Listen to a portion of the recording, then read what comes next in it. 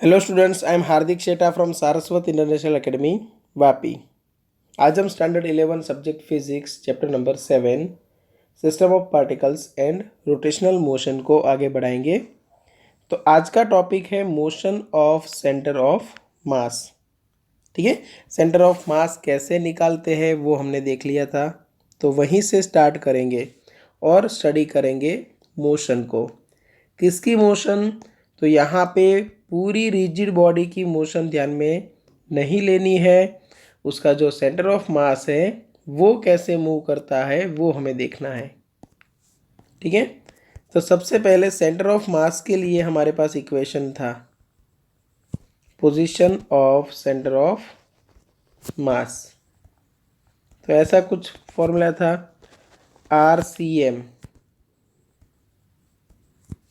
RCM vector equal to M1 R1 vector plus M2 R2 vector plus plus plus plus MN RN vector. Divide by हमारे पास था M1 plus M2 plus plus plus plus MN। चलो, तो ये बन गया total मास, और total mass सीधा मैं यहाँ पे मल्टीप्लाई कर दूँ तो ये total mass capital M into RCM vector. ठीक है, इक्वल टू हमें मिलेगा M1 R1 vector plus M2 R2 vector plus plus plus MN RN vector. Clear? यहाँ पे हमें एक्सप्लेन करना है वेयर टोटल मास M क्या है, तो M1 plus M2 plus plus plus MN तक। मतलब जो रिजिड बॉडी है उसके जितने भी पार्टिकल्स हैं, या तो सिस्टम ऑफ पार्टिकल है उसके जितने भी पार्टिकल्स हैं, उन सब का मास हमने ऐड कर दिया और कैपिटल M मिला हमें टोटल मास ऑफ सिस्टम। ठीक है, अभी देखो डिफ्रेंशिएट कर सकते हैं दोनों तरफ, तो इसी इक्वेशन को क्या करेंगे, डिफ्रेंशिएटिंग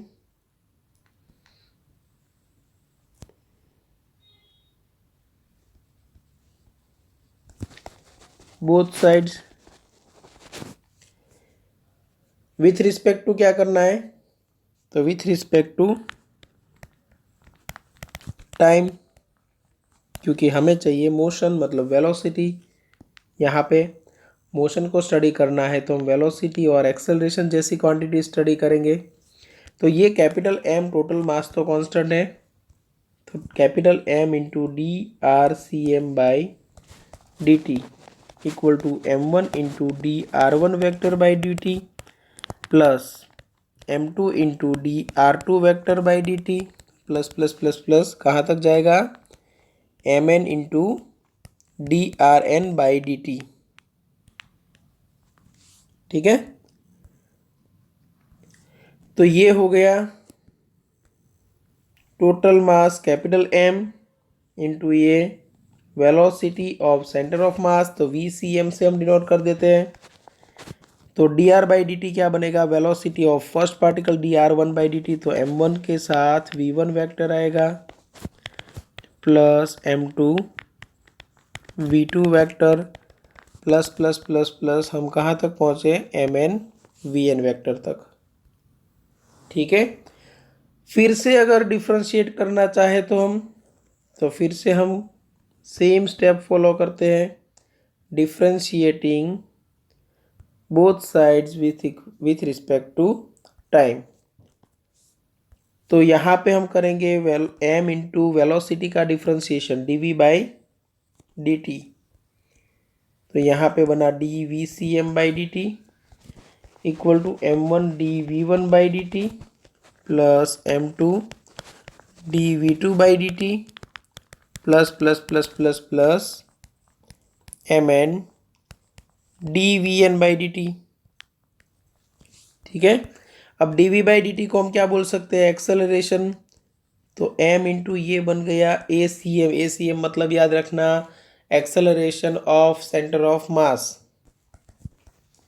इक्वल टू बनेगा M1A1 plus M2A2 plus plus plus plus last में जाएगा MNAN। मतलब हर एक पार्टिकल के ऊपर लगने वाले फोर्स का वेक्टर एडिशन हमने यहाँ पे किया है।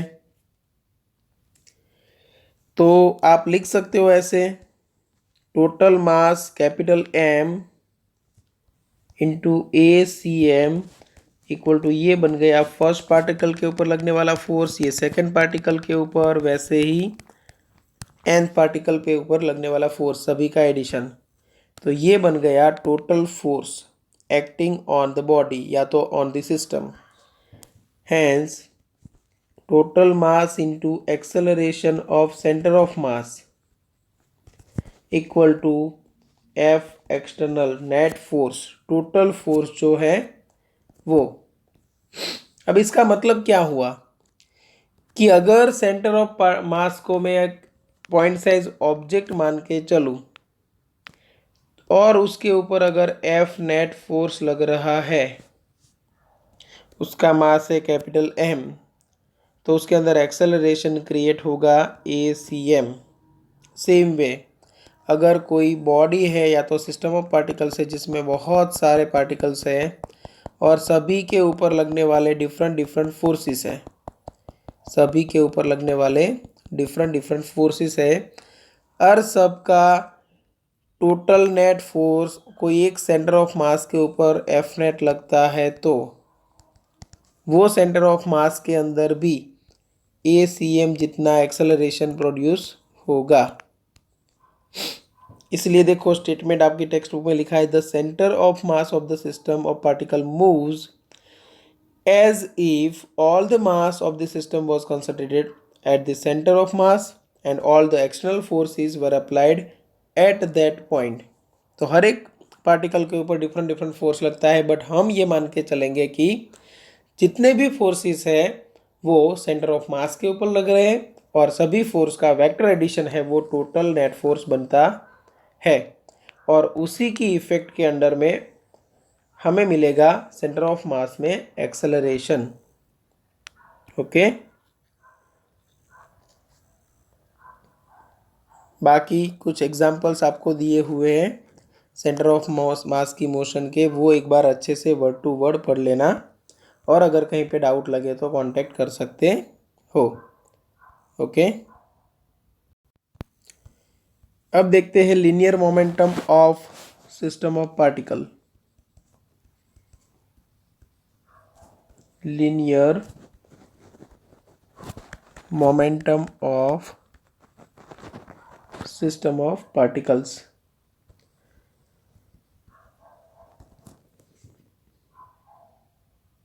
ओके, चलो लीनियर मोमेंटम का फॉर्मूला क्या है, तो P इक्वल टू mv है।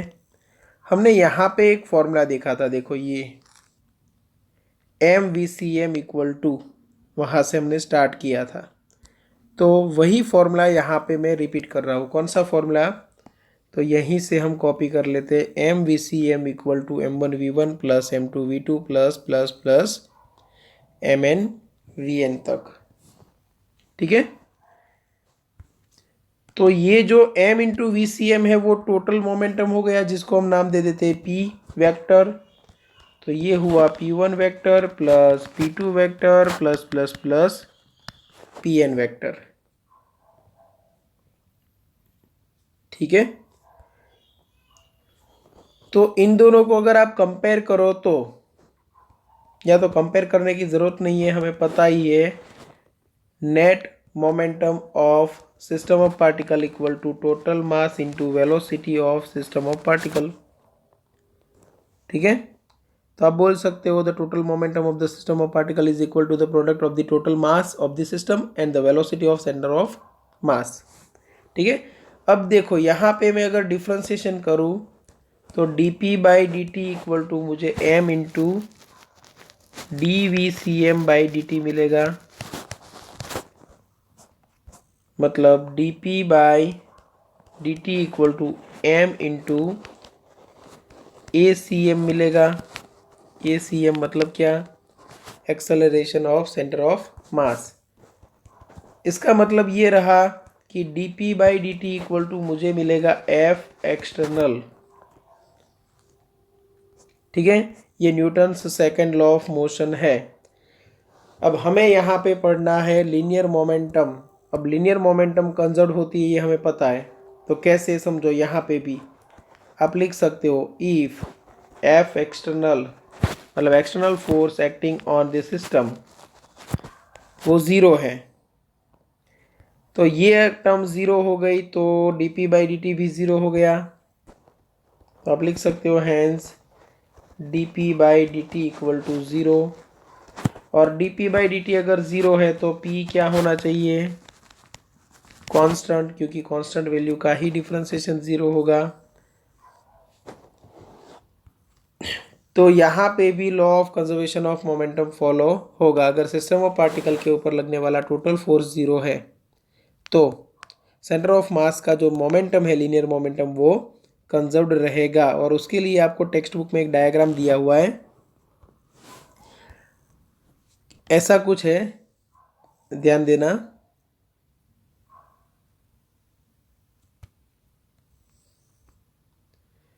ये एक एक्स वाई प्लेन लिया हुआ है और जिसके अंदर हम किसी एक एक्सप्लोजिव मटेरियल को थ्रो करते हैं।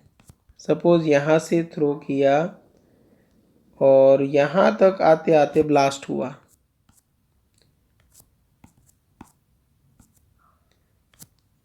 यहाँ तक आते आते ब्लास्ट हुआ। ब्लास्ट तो आपको दिखेगा भी नहीं येलो कलर में, यहाँ पे ब्लास्ट हुआ ऐसा समझो, ठीक है। फिर भी जितने भी टुकड़े जाएंगे समझ लो कि यहाँ पे अलग अलग टुकड़े हुए। ये एक्सप्लोजिव मटेरियल था और यहाँ पे एक टुकड़ा इधर जा रहा है, एक इधर जा रहा है, एक उधर जा रहा है, एक यहाँ पे जा रहा है, एक यहाँ पे, एक यहाँ पे, एक यहाँ पे, सभी की मोशन अलग अलग डायरेक्शन में है। बट जो पूरी सिस्टम बनी उसका जो सेंटर ऑफ मास है उसका पाथ एग्जैक्ट वही रहेगा। क्यों? क्योंकि यहाँ पे जो एक्सप्लोजन हुआ है वो इंटरनल फोर्स है, मतलब एक्सटर्नल फोर्स है ही नहीं, बाहर का कोई फोर्स लगा ही नहीं है। तो फोर्स ज़ीरो, तो मोमेंटम क्या रहना चाहिए, कांस्टेंट। तो उसी मोमेंटम के साथ सेंटर ऑफ मास नीचे आएगा। याद रखना सभी पार्टिकल्स का मोमेंटम कंजर्व नहीं है, बट पूरी सिस्टम का जो मोमेंटम है वो कंजर्व्ड है यहाँ पे। क्यों? क्योंकि सभी पार्टिकल्स के लिए जो एक्सप्लोजिव मटेरियल है उसके अंदर जो ब्लास्ट हुआ वो फोर्स लगा, वो सभी पार्टिकल के लिए एक्सटर्नल फोर्स हो सकता है, बट जो भी फोर्स था वो विद इन द बॉडी था। मतलब अगर पूरी सिस्टम ले लो तो सिस्टम के लिए नेट फोर्स एक्सटर्नल बनेगा ज़ीरो, क्योंकि जो भी फोर्स हो जाएगा वो सब इंटरनल हो जाएगा। तो पूरी बॉडी की अगर आप बात करो तो मोमेंटम कंजर्व्ड है, सेंटर ऑफ मास के लिए बात करो तो मोमेंटम कंजर्व्ड है, अलग अलग पार्टिकल्स के लिए नहीं। ओके, तो ये एक एग्जाम्पल है, अच्छे से ध्यान देना उस पर। और दो एग्जाम्पल्स दिए हुए हैं जिसमें एक में है a heavy nucleus split into a lighter nucleus. Okay, R A वाला न्यूक्लियस था, आर एन और एच ई दो में कन्वर्ट हुआ। The centre of mass of the system is in uniform motion. तब भी system of centre of mass of system uniform motion में था। क्यों? क्योंकि आपको जो आर ए का जो एटम है वो एक स्पेसिफिक वेलोसिटी से ट्रैवल करता हुआ नजर आएगा। आफ्टर सम टाइम एक्सप्लोजन हुआ तो हीलियम ऐसे गया और जो आर एन है वो इधर आया।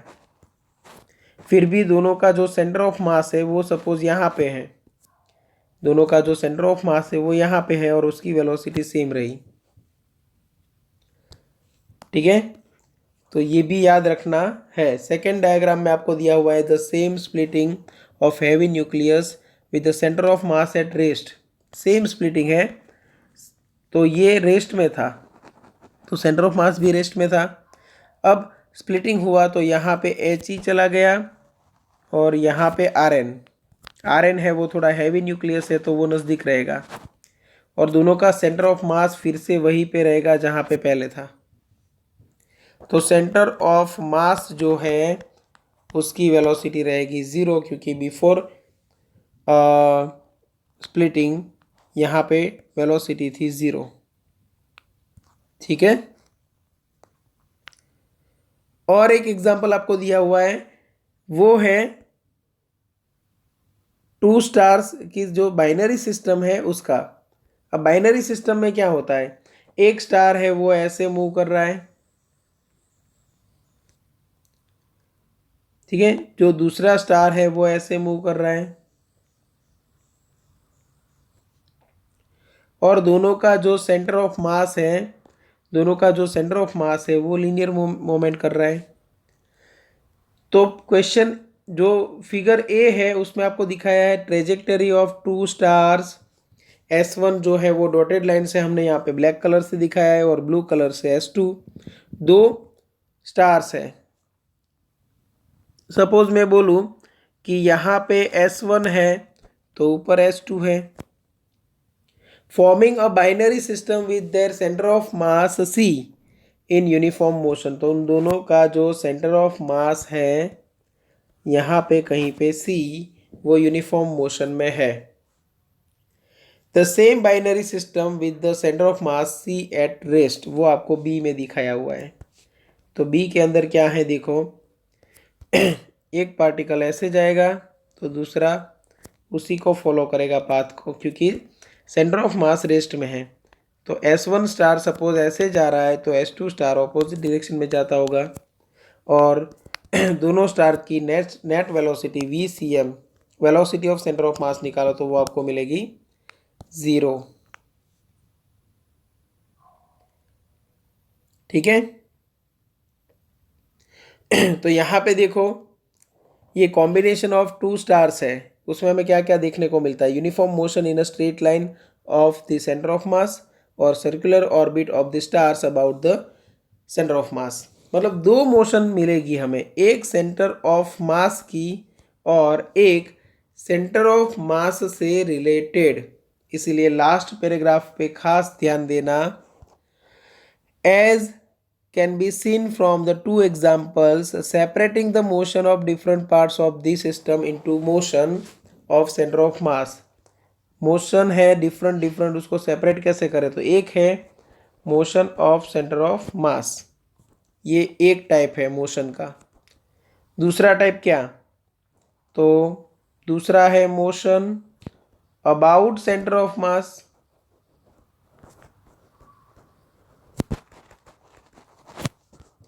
देखो ये फर्स्ट एग्जांपल में क्या था, सेंटर ऑफ मास मूव कर रहा था, उसको हम स्टडी कर रहे थे। और ये सेकेंड एग्जांपल में क्या है, तो सेंटर ऑफ मास रेस्ट में है, उसके अबाउट मोशन हो रही है दोनों स्टार की। यहाँ पे भी बोल सकते हैं कि सेंटर ऑफ मास ऐसे ट्रैवल कर रहा है और उसके अबाउट दोनों स्टार्स हेलिकल पाथ में मूव हो रहे हैं। ठीक है, चलो यहाँ तक किसी को डाउट है तो कांटेक्ट कर सकते हो। नेक्स्ट लेक्चर में हम vector products of two vector से सिलेबस को आगे बढ़ाएंगे। ठीक है, किसी को कोई डाउट है तो अभी तक कांटेक्ट कर सकते हो, और नेक्स्ट लेक्चर में सिलेबस आगे बढ़ाएंगे। वेक्टर प्रोडक्ट आई थिंक आपको आता होगा, जेई के लेक्चर्स में आपने शायद कर लिया होगा, बट फिर भी हम यहाँ पे अच्छे से डिटेल में पढ़ने वाले हैं। ठीक है, एक चैप्टर में आपने पढ़ा था वेक्टर्स के लिए डॉट प्रोडक्ट, यहाँ पे आप पढ़ने वाले हो दो वेक्टर्स के लिए वेक्टर प्रोडक्ट। ठीक है, चलो यहाँ तक रखते हैं। Thank you.